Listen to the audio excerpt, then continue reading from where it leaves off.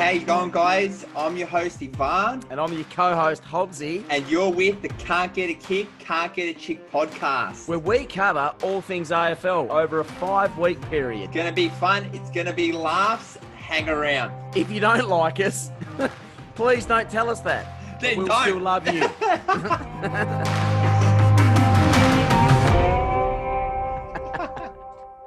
All right, guys, welcome. This is our first episode, and it's good to be here. Hobbsy, we did it after 2 years. Hey, Bont, how are you, mate? We have. It's great to finally be coming live to you from my kitchen. We worked out that the lighting is the best in your kitchen, so so really splashing out. Yeah, so really splashing out on production value, guys. And obviously you got the sink behind you in case you get a little bit hot and flustered. You can throw a bit of water on. Yeah. And tell us a little bit about your lighting using there, Hobbsy. Well, that lighting situation is about as professional as it gets. It'd be amazing if the 7 and 9 network don't climb all over this. My phone is leaning up against my kettle.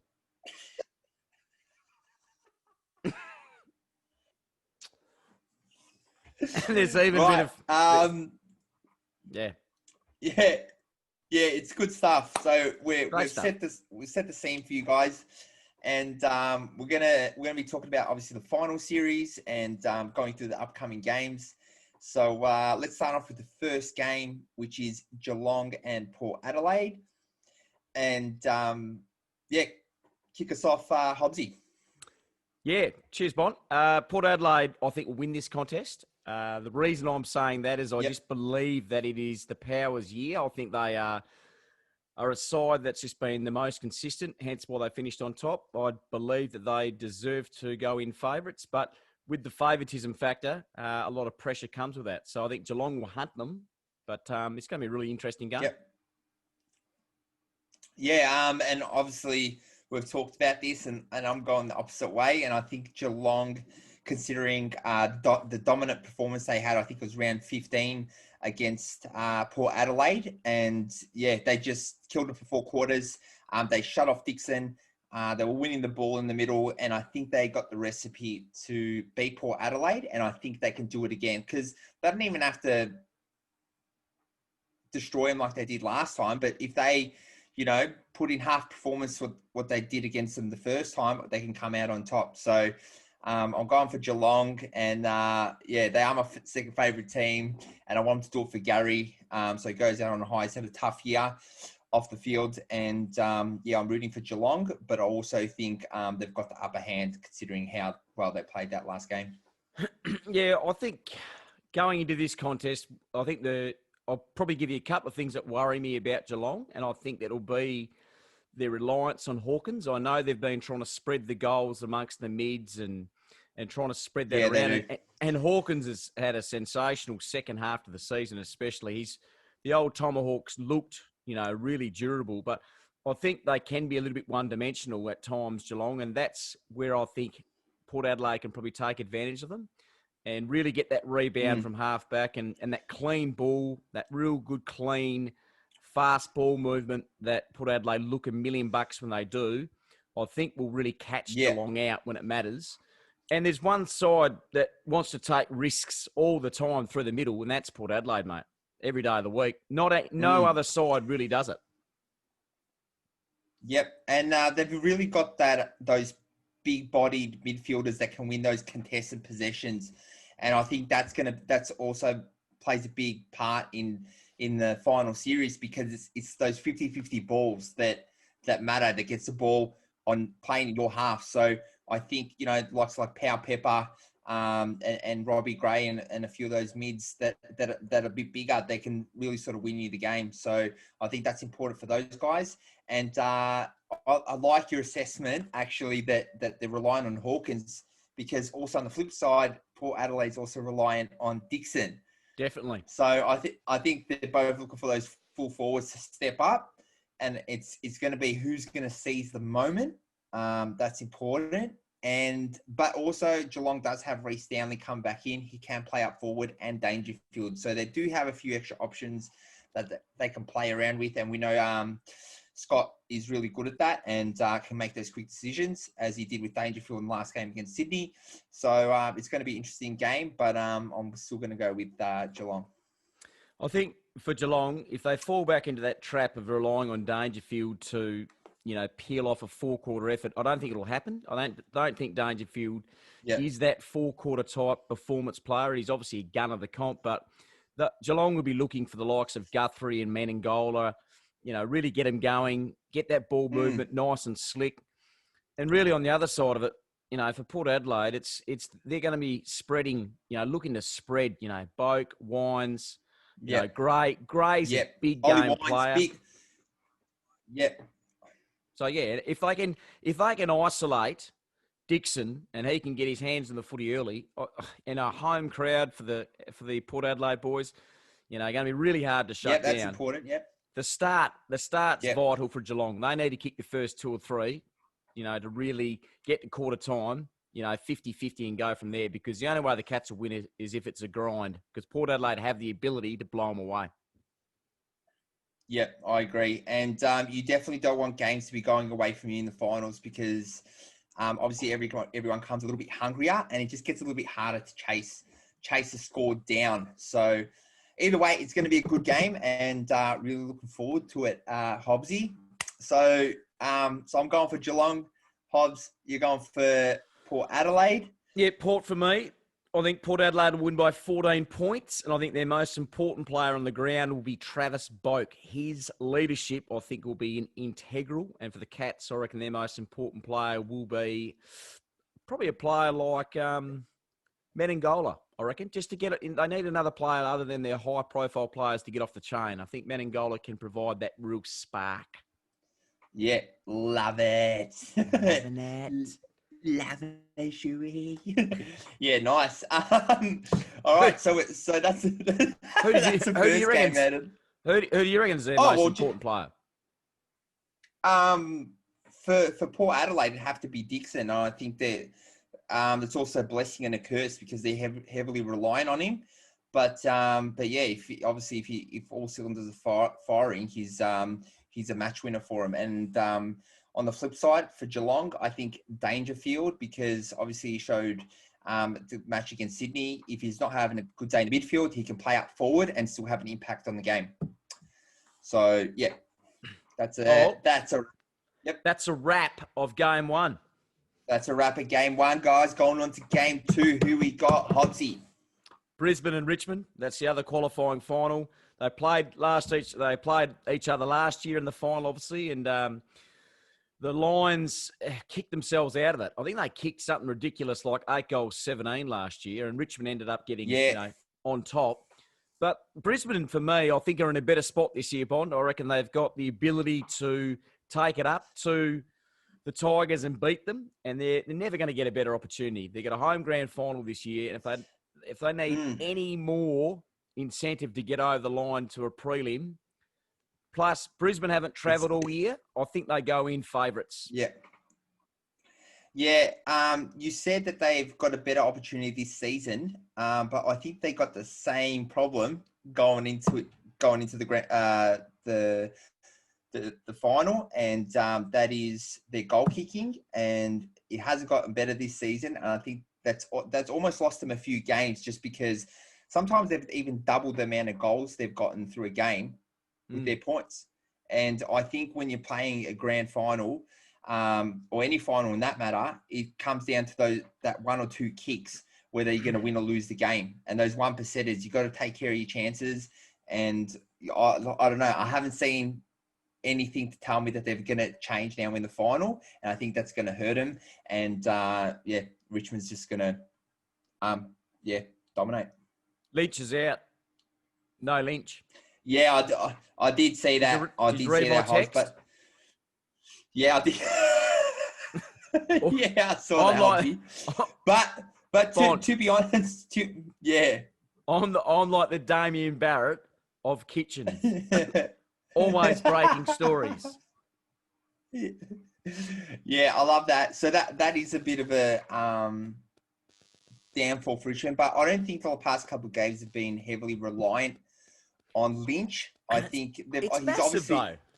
It's massive. It is massive. Lynch being out is, I think, worth two players, for majority of sides, because that's how they straighten up. I think if Lynch leading out of the goal square, they are heavily reliant on that chopping of the arms or him leaping at the highest point of the footy. Rewalt hasn't had much of a season, puts a lot more pressure on him, and they have to restructure that forward line. So I think Lynch is a big out, and that's what puts Brisbane ahead. Yep, but I also think Chol can actually play that position, and they've actually played him up forward a few times, and he's taken a couple of good grabs, and he's a great kicker of the footy. And I think that actually they're probably going to do that. My money's on that. And I think they're a well-rounded side, and they don't have a lot of weak links. And I think they've got a lot of strong players that are waiting for the opportunity to break into that that final side.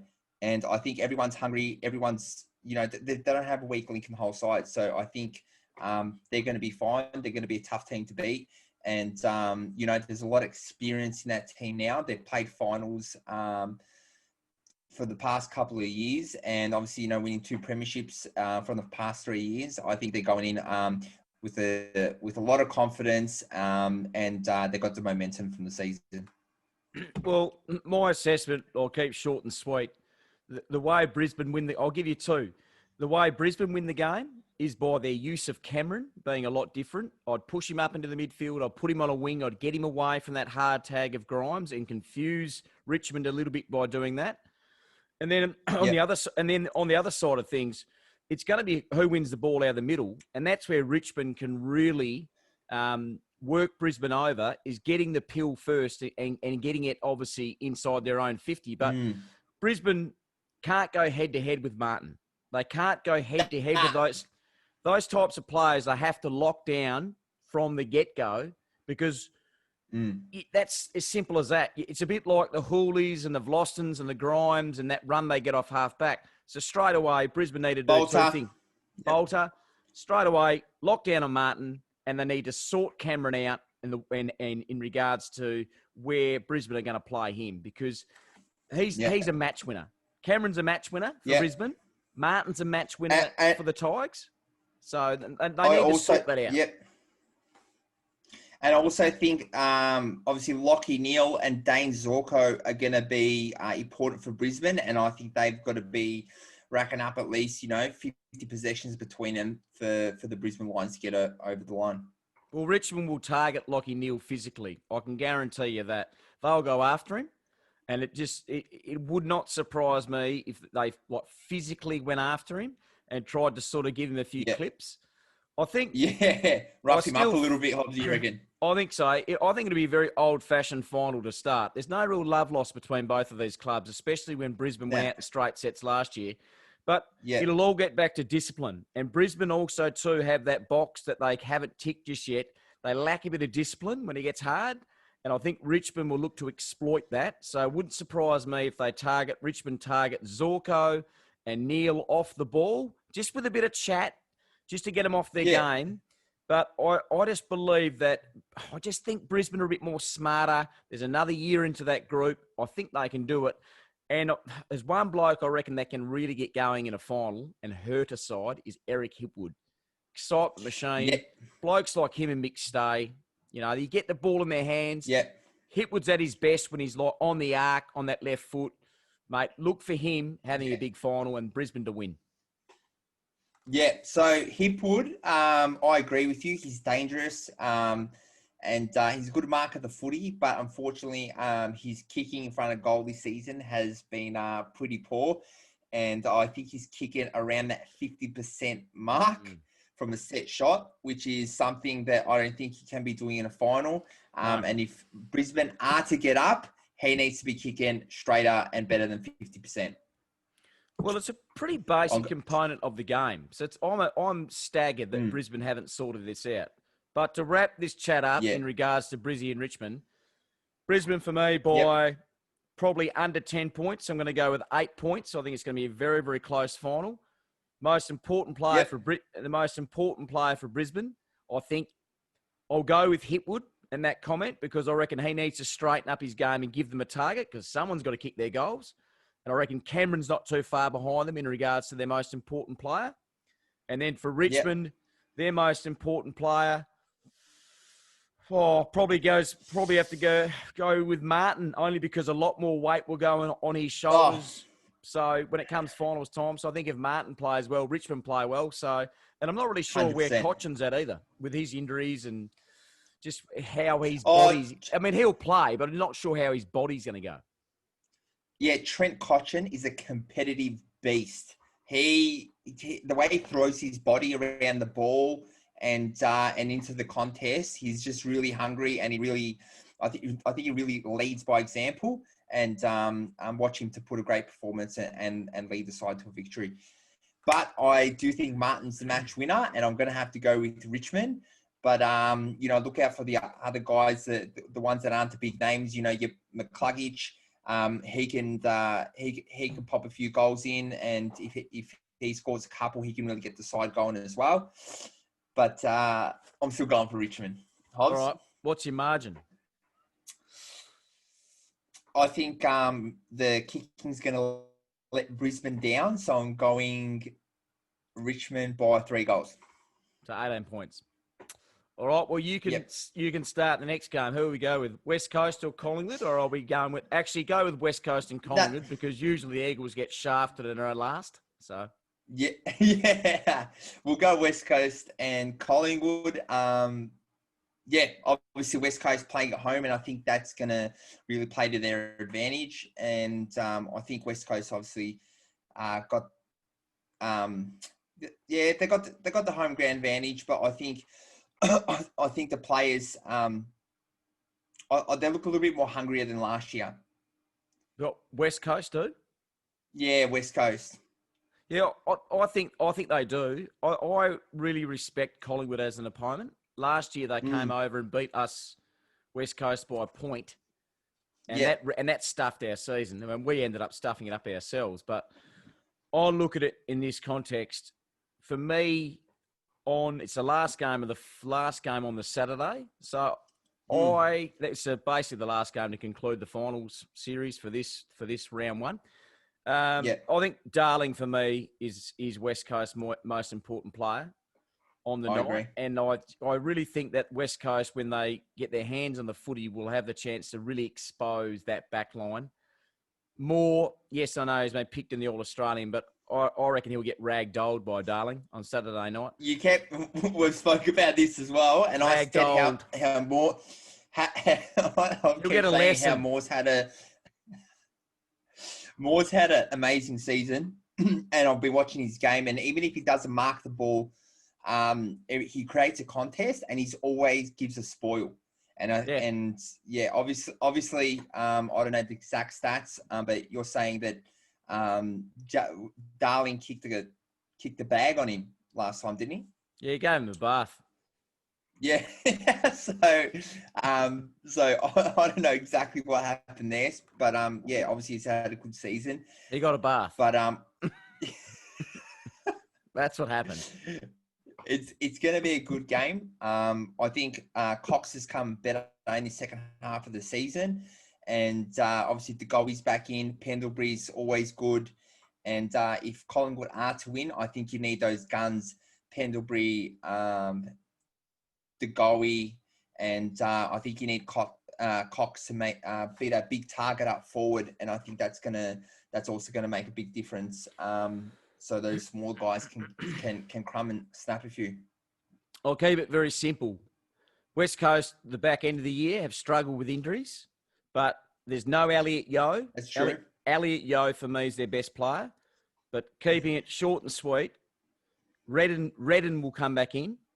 You'll have the I don't think Hutchings is going to play, but you're going to have it a position of where West Coast will come in, look a little bit different, but it'll be the players of Darling, Kennedy, Sheed, Shuey will come back in and play.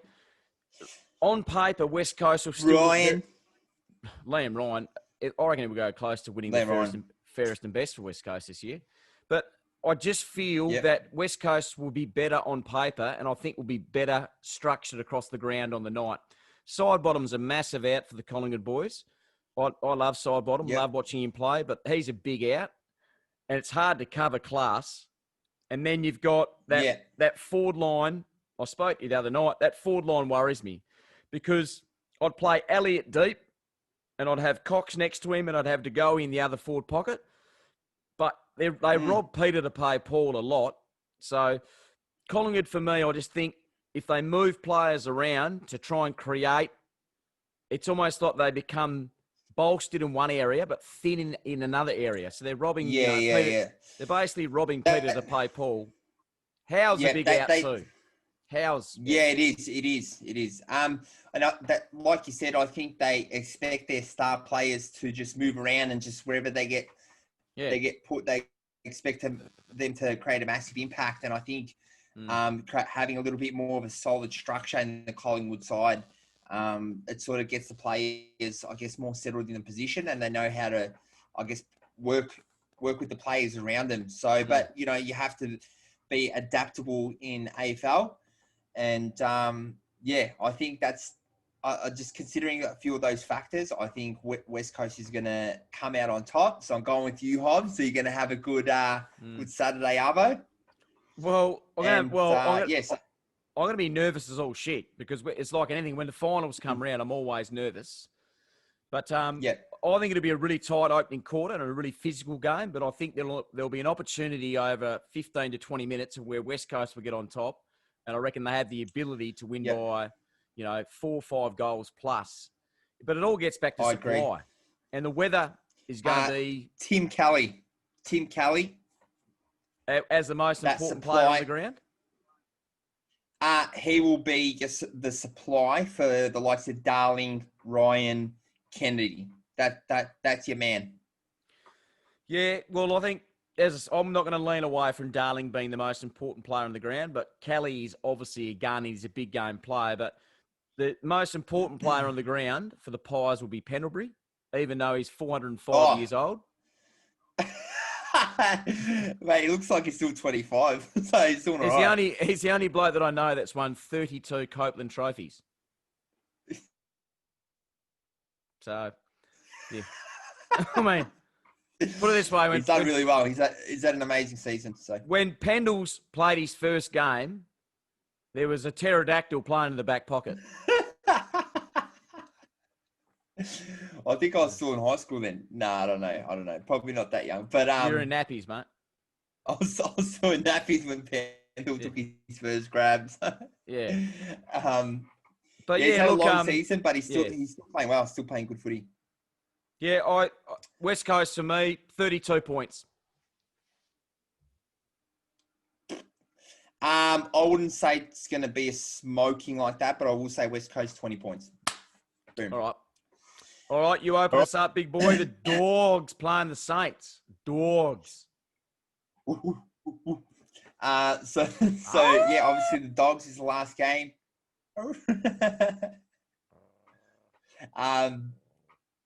Yeah, so the Doggies and the Saints. The Saints actually beat us in the game we played in. I don't know if it was round 4 or round 5. Yep. Yeah, they gave us a bit of a spanking, to be honest. And I think that comes down to they're just a bigger side, taller, bigger. A lot of our team are speedsters, and I think we sort of just got ragdolled and pushed off the ball a little bit. But that all comes to just being a little bit more competitive. I think we've worked on that throughout the season. And, we've got the likes of Gardner, who's playing a bit better, Keith. And I think if we can just, I guess, keep King a little bit quiet, I'm guessing Keith will probably take King, and I reckon Gardner might take Membry. And, yeah, I think that's going to be the goal, just shutting down those forwards and let the midfielders do their work. Obviously, Caleb Daniel, Bonta, my man Bont, and McRae, the 3 All-Australians. Caleb Daniel, he just hits every single target. His decision-making is second to none. And he just nails every single kick, every single handball. I wouldn't say 100%, but his decisions are amazing. And I think our midfield's going to run rings around them, to be honest. Oh, about time I got to have a chat. Sorry, it was the Dogs. Yeah. I know. Look, I think for the Dogs, who I rate them because they beat the Eagles 2 or 3 weeks ago, and that basically we stuffed up our top 4 chances. But for me, Bruce, like that he needs to get his game right. Like he will need to get his game right for the Dogs. It's just a touch on St Kilda. I mean, they've raved about this King, but finals footy's different. Finals footy goes up by 10%. So it wouldn't surprise me if King had the type of night of where he might have a dirty one, because I know he's a good player but he's just a kid. He's a kid that's come into the final series. There's still a lot of pressure. I mean, other than Membry, giving him some chop out, there's going to be no easy ball, to win. So I think for St Kilda, Jack Steele's clearly probably nearly their best player. Has a wonderful year. But for me, I think so. The game of Membry will be the only way that King can get some space and really get to impact the contest. It's not going to be a walk-up start. It's going to be no loose ball, and then you just get the lead up and take the grab. So I think King will find out a lot about football in general when it gets hot in the kitchen. So Membry, I think, will be their most important player for the Saints. For the Dogs, I have Mitch Wallace. I mentioned to you 3 days ago in regards to Wally being their most important player. I just feel like he's a great contested mark, but he's a mongrel. He's a real mongrel. He loves to be in and under, a bit of chat, hit the ball hard. I think your mongrels, in every good final side, you need a mongrel. And, Libba can be a little bit of a mongrel. But he can. Mitch Wallace is that bull that you need to charge through. He couldn't care less if he got his head knocked off, for the cause. And that's what you need in finals. You don't need the pretty boys. You need blokes willing to get their head knocked off. So Mitch Wallace, for me, is going to be their most important player. Don't worry about the Bontempellis, McRae's, Hunter. They'll find the footy because they're their 3 best players. It's going to be the likes of it'll be the performance of a Wallace, that pushes the Dogs into the right position. It'll be the performance of an Alex Keith across fullback, and setting them up. It'll be the game of a Zane Cordy, that will keep his opposition quiet. It's the lesser names that win games of football in finals. It's not the big names. It's the lesser names. I think you forgot a player for St Kilda, and he's had an amazing season, and he actually did some damage to us last time, and he's actually become a bit of a match winner, and I think he's St Kilda's fastest player, if I remember the stats correctly, and that's Butler, who's also a premiership player with Richmond, and he's really been a key player for their forward line and really that run and speed and can pick up the ball and crumb, and I think he's really been dangerous for him in that forward half. I agree. I mean, he got named in that top 40, didn't he, for the All-Australian? He wasn't picked in the All-Australian side, but they could have left out Gawn, who was a joke that he even got picked, and picked, one less ruckman and put Butler on the bench or something. I'd probably, but I mean, it is what it is. But to give you a prediction, I think the Dogs have got too much class. I think St Kilda clearly haven't made the finals for a long time. I think there'll be some nerves there. I reckon the nerves will dangle a little bit, and I reckon the Dogs will get on top. Dogs have got too much class, and I reckon they'll win by, margin 22 points, the Dogs for me. Be too good. Yep. I was going to say about 3 goals. I think if they just tighten up that back half and just keep our brand of footy going, that fast-paced footy, run off half-back, Caleb Daniel, JJ feeding the ball, quick hands, a lot of handballs, and I think if we just concentrate on our brand of footy, the back half stays strong. There's no reason why we can't thump them, so I'm going with the Dogs. All right, mate. Well, let's wrap it up. We've had a little chat about the finals, but I want to recap that we have Thursday night, Port Adelaide playing Geelong. That's at the Adelaide Oval. Friday night, we have the Tigers and the Lions. Then we have Saturday, the day game, which is going to be Dogs and the Saints. And then we have West Coast and Collingwood at 6:10, WST, West Australian Standard Time. And that'll be kicking off at 6:10. Be a massive contest. There will not be one seat left in the house over here at Optus Stadium. They'll fill it up. Be 60-odd thousand people there on a Saturday night. And the Eagles will make me very, very happy. I'm jealous. You should be, mate. Come move to West I'm Australia. jealous. Yeah, well, state of excitement. Yeah, well, we're locked up here in we're locked up here in Melbourne, so the most excitement we're getting is from our TV screen. So, hopefully the West Coast get up for you guys. Just to wrap up as well, guys. We're actually going to be taking a few questions before every podcast from now on. So, any 3 questions, either if you want to send it through to our Instagram, Can't Get a Kick, Can't Get a Chick pod, and we'll get. Actually, podcast can't fit because it's too long on Instagram. So pod. Pod. So yeah, send us a question. Pod. So just a quick one. So yeah, just send us any question you like. Could be about anything. We'll answer it. Because after the final series, we might get a little bit into our second topic, which is obviously if you can tell, can't get a chick. So we're going to be talking a little bit more about probably Hobbsy's relationship issues and not an issue. his quest to find the female. It's not an issue. It's just I don't want to go into it. We'll leave it for another day, guys. But that's where we're heading. We're looking forward to bringing you this final series. It's been 2 years in the making. You know, we spent a lot of our time in the Bachelorette house talking just footy, and like Hobbsy was in the bottom bunk, and so was I. And this is all we talked about. And with Corona happened, and I think the stars have aligned, and we're finally doing it. And it's going to be a good time. It's going to be fun, guys. And it's what we like talking about anyway. So hopefully we can give some entertainment to you guys. Hobbsy. Awesome. Loving it. I'm going to press stop. Bye-bye, listeners and viewers. Goodbye.